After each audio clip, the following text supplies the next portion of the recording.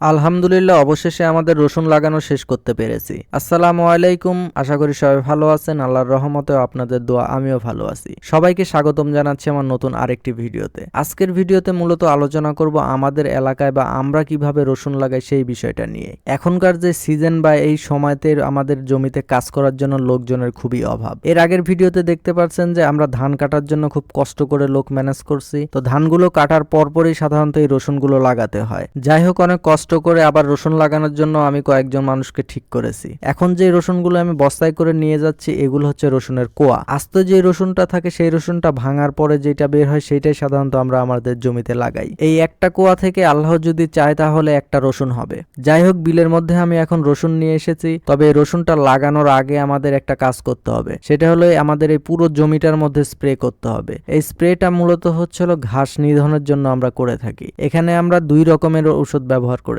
একটি হলো পচন এবং আরেকটি হলো বিচি মরা। পচনটা দেওয়া হয় মূলত এই কারণে যে এইটার মধ্যে যে পরিমাণে ঘাস আছে সেই ঘাসগুলো একদম পচে যাবে। আর জমিতে এর আগে যে ঘাসগুলো ছিল সেইগুলোর যে বিচি আছে আর যে ঘাসগুলোর ফুল থেকে বিচি এটার মধ্যে পড়েছে সেই বিচিগুলো নিধন করার জন্য ওষুধটা দেওয়া হয়। ওষুধটা স্প্রে করার পরপরই এই রসুনগুলো লাগানো যায়, কোনো প্রকারের কোনো সমস্যা হয় না। রসুন লাগানোর সিস্টেম হলো এক একটা কোয়া প্রত্যেকটা ধরে ধরে এই মাটির মধ্যে গেড়ে দিতে হবে। যেহেতু এই মাটিটা নরম বা এটা চাষ করার কোনো প্রয়োজন হয় না। আমাদের এলাকাতে এই কাদা মাটির উপরেই আমরা সাধারণত রসুনগুলো লাগিয়ে থাকি। শুধু কাদা মাটির উপরে যে রসুন লাগানো যায় এটাও না, অনেক এলাকাতে আছে যারা চাষ করে এই রসুনটা লাগায়। তবে চাষ করা রসুনের থেকে কাদা মাটির উপরে যে রসুনটা লাগানো হয় এইটার ফলন কয়েক গুণ বেশি হয়। যেই কারণে আমাদের এলাকাতে এই পদ্ধতিতেই আমরা রসুনগুলো লাগিয়ে থাকি। তবে যে জমিগুলোর মধ্যে বর্ষার পানি আসে সেই জমিগুলোর মধ্যে যদি রসুন লাগানো হয় তাহলে এই রসুনটা সর্বোচ্চ ভালো হয়। আমাদের রসুন লাগানো শেষ। এর পরের কাজ হচ্ছে হলো আমাদের এই জমিতে কিছু সার দিতে হবে।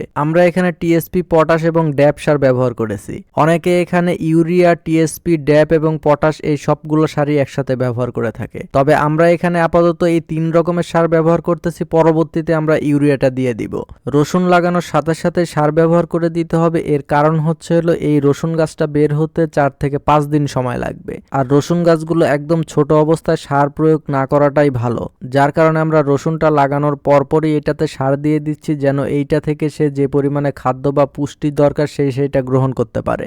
রসুন এমন একটা ফসল যেটার মধ্যে সার বা ঔষধ যেটাই আপনি প্রয়োগ করেন না করেন খুব হিসাব নিকাশ করে এটাতে প্রয়োগ করতে হবে। অতিরিক্ত সার ব্যবহার কারণেও রসুনের ক্ষতি এবং বিভিন্ন রোগবালাই আক্রমণ হতে পারে। সার দেওয়া শেষ করার পরে এখনকার কাজ হলো এই পুরো জমিটাই খড় দিয়ে ঢেকে দিতে হবে। খড় দিয়ে ঢাকার কারণ হচ্ছে হলো এই মাটিতে যেন রোদ্রের আলো খুব কম পড়ে এবং এই মাটিটা যেন একদম শক্ত না হয়ে যায়। আর খড় এমন ভাবে দিতে হবে যেন একদম বেশি ঘনও না হয় এবং একদম বেশি পাতলাও না হয়। খড় যদি পাতলা করে দেওয়া যায় তাহলে এই জমিতে ঘাসের পরিমাণ একটু বেড়ে যাবে। আর অতিরিক্ত ঘন করে দিলে এই গাছটা বের হইতে একটু সমস্যা হবে। যারা যারা এই ভিডিওটি দেখছেন আপনাদের এলাকায় আপনারা রসুন কিভাবে লাগান অবশ্যই কমেন্টে জানাবেন। আর সবার প্রতি অনুরোধ, আমার এই চ্যানেলটি সাবস্ক্রাইব করে দিবেন। আর যারা ফেসবুক থেকে দেখতেছেন আমার পেজটি ফলো করে দিবেন। আজকের ভিডিওটি এই পর্যন্ত। দেখা হবে আমার নতুন কোনো ভিডিওতে। ততক্ষণ সবাই ভালো থাকবেন, সুস্থ থাকবেন। আল্লাহ হাফেজ। আসসালামু আলাইকুম।